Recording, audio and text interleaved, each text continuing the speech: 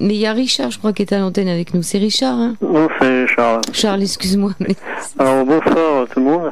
Alors là, je voudrais parler dans ce domaine-là d'une possibilité, et ça, c'est pas une possibilité dans le sens hypothétique. Au niveau de l'astronomie, hein, on nous apprend un tas de choses, hein, de soi-même, on peut aussi apprendre un tas de choses. Alors, on a tous les moyens qu'on peut maintenant pour s'informer. Le seul problème, c'est de savoir la bonne et la mauvaise information. Mais il y a une chose que je sais qu'il y a une dizaine d'années, j'avais, d'ailleurs, sur un dessus, je ne me rappelle plus lesquels, j'en avais parlé. Et évidemment, on m'a envoyé bouler parce qu'on m'a dit que c'était idiot. Alors voilà ce que je vais dire. C'est notre planète, le Soleil. Enfin, qu'est-ce que je dis, notre planète Terre, hein, et réchauffée, entre guillemets, si on peut dire des choses comme ça, par le Soleil. Quand il y a un petit peu trop d'événements sur le Soleil, ça agit sur notre atmosphère. La preuve, c'est qu'on le voit au niveau des aurores boréales. Il y a des champs magnétiques plus forts, parce qu'en fait, ils proviennent du Soleil. Ou inversement, il y en a moins, et les aurores boréales deviennent plus rares. Par exemple, on sait que, je me rappelle plus, il y a 70 ans, je crois que c'est au début du siècle, il y avait eu telles activités au niveau du Soleil qu'en Angleterre, ils avaient cru que Londres était en feu. Parce que les aurores boréales étaient visibles jusqu'en Irlande. Ça faisait rougeau, puis ça faisait... Quand tu dis au début du siècle... Rouge, hein, quand tu dis au début du siècle, c'était le siècle dernier? Oui, 1900. Voilà, hein. d'accord. Bon. Je peux pas vous dire la date, mais ça, c'est des choses officielles, hein, ça, je n'invente rien. Mais maintenant, parce que j'avais une passion à l'astronomie que j'ai toujours, parce que bon, maintenant, j'ai un peu de la bouteille, puis j'aime pas tellement me geler en hiver, mais j'avais une spécialité, c'est ce qu'on appelle des étoiles variables.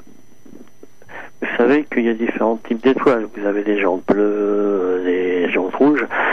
Il y a les naines rouges, puis vous savez que suivant les types d'étoiles, il y en a qui vivent plus longtemps que les autres. La nôtre est une étoile relativement stable, mais dans les milliards d'années, si les choses normalement se passent comme beaucoup d'étoiles de notre type, du type de la nôtre, de notre Soleil, on appelle ainsi, Soleil, ça va pour dire, si dans tous les pays, les Anglais, je crois que c'est Sam, nous on dit Soleil, comme la Terre, bon, mais en réalité on respire tous le même oxygène et on est toujours heureux le matin quand on peut de le voir pour utiliser le Soleil. Mais voilà, j'ai lancé cette hypothèse. Hein. Ça m'est venu cette idée d'abord, vous savez, quand on y creuse les autoroutes, là, en géologie, on voit les strates.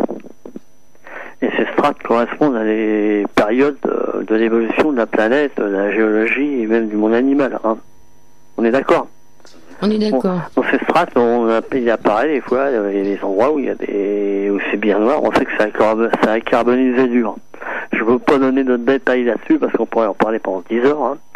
Dans ce cas, moi je l'ai vu moi-même, j'ai été gratté moi-même parce que j'aime bien récupérer des vieux coquillages et tout ça. Mais ce que j'ai lancé comme hypothèse, voilà un cas flagrant d'étoiles variables. Il y en a une, elle s'appelle Algol, ça veut dire c'est en arabe, ça s'appelle le démon. C'est une étoile qui passe d'une magnitude visible à l'œil à une magnitude pratiquement, elle devient invisible à l'œil en l'espace de 6 heures. Elle est dans la constellation de Pégase. Alors il y a différentes variables, il y en a qui le sont par leur conception, c'est-à-dire au niveau atomique. Il y en a qui peuvent être variables parce que tout simplement il y a des objets qui passent devant elles par rapport à nous, qui sont sur le même plan. Et dans ce cas, c'est comme une occultation, un éclipse finalement. Hein. On ne les voit pas. Donc il y a différentes variables. Moi je vous parle des variables éruptives, celles qui ont des problèmes au niveau atomique dans leur stabilité. Notre Soleil est une étoile très stable. Hein. La preuve en est, c'est qu'il en a des orages qu'on appelle ça magnétiques, électromagnétiques, qui des fois dérèglent complètement les avions. Au pire, il y a eu des accidents d'avion. On sait que c'est dû à ça. Hein. C'est souvent d'ailleurs dans les avions de chasse à haute altitude, hein, les orages magnétiques. Quand il y a des orages magnétiques, automatiquement les aurores boréales sont plus importantes. Parce que ça marche avec ça. C'est ce qu'on appelle la fameuse ceinture de Fraunhofer, si je ne me trompe pas. Eh bien, ce que j'avais avancé par rapport à ça, c'est que nous, nos civilisations, la science et tout ça, la science pure et dure, on peut considérer, je vais être gentil, disons 120 ans. Hein, qu'on arrive à avoir des choses assez franches, bien que la science à l'absolu, on est loin de tout savoir. Hein. Ben moi, ce que j'ai avancé, c'est que rien ne prouve que notre Soleil, notre étoile Soleil, soleil, pas une étoile variable à longue période. Quand j'ai longue période, c'est pas un mois, 3 mois, 1 an ou 10 ans, mais peut-être sur 100 000, 200 000, même 70 ans. Même là, autre chose, alors, on poussera. Voilà. Ouais. Alors, il n'y a pas besoin d'un truc phénoménal du genre hypernova, hein, ça c'est pas la peine. Hein. Mais si simplement, d'ailleurs, je pense que il y avait un scientifique qui avait parlé de ça, qui avait donné les conséquences que ce serait. Imaginons, on sait que vous savez, les distances astronomiques, pour simplifier, au niveau du système solaire, on ira pas au-delà, UA, ça veut dire la lettre U et la lettre A avec un point, U.A, ça veut dire un UA, c'est-à-dire une unité astronomique, c'est égal à la distance que met la lumière du soleil pour baigner la Terre, pour nous atteindre. C'est-à-dire 8 minutes et quelque chose à la vitesse de la lumière. Bon. Eh bien, si en temps réel, là, en ce moment, pour une raison ou une autre, le soleil qui à chaque seconde, il faut savoir que le soleil à chaque seconde transforme une masse identique à toute la chaîne de l'Himalaya, hein, ça veut dire une sacrée masse de matière, en hydrogène, qui transforme cet hydrogène en hélium.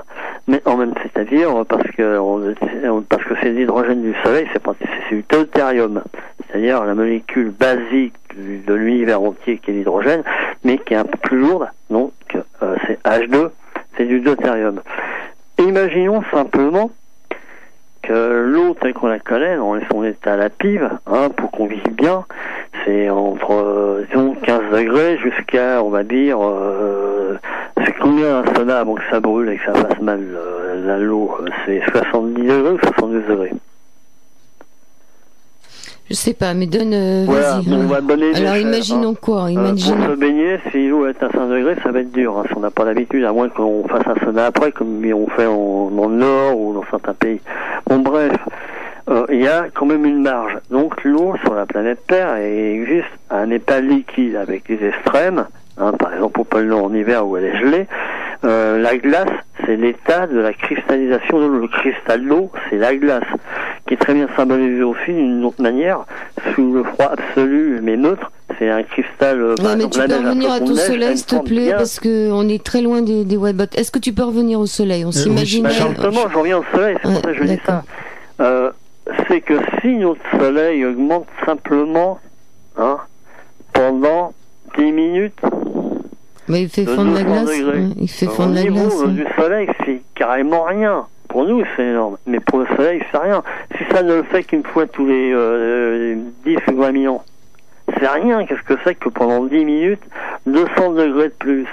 Seulement, imaginez-vous que si ça vient d'arriver il y a 8 minutes, hein, à l'instant où je vous parle, en temps réel, eh bien, au bout de 8 minutes, la température terrestre va augmenter d'un seul coup.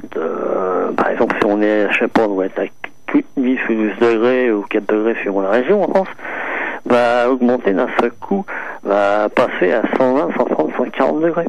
Hein. Donc ça veut dire que les océans, rapidement, en l'espace de 1 heure, vont se mettre à bouillir sur la face qui est baignée par le soleil.